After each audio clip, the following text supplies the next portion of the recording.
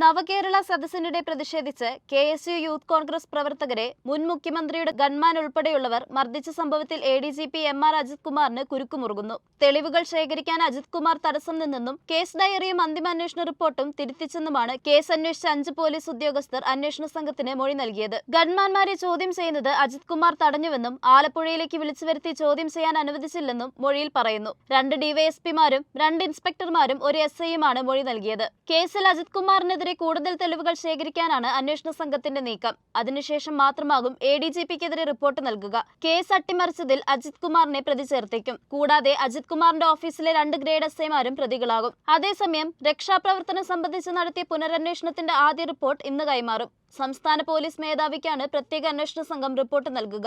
Gunman Anilkumar, സുരക്ഷാ ജീവനക്കാരൻ സന്ദീപ്, മുഖ്യമന്ത്രിയുടെ വാഹനത്തിന് അകമ്പടി പോയ പോലീസുകാരായ അരുൺ, വിപിൻ, ഷൈജു എന്നിവരാണ് കേസിലെ പ്രതികൾ. റിപ്പോർട്ടിന്റെ അടിസ്ഥാനത്തിൽ ഇവർക്കെതിരെ വകുപ്പ് തല നടപടികൾ ഉണ്ടായേക്കും.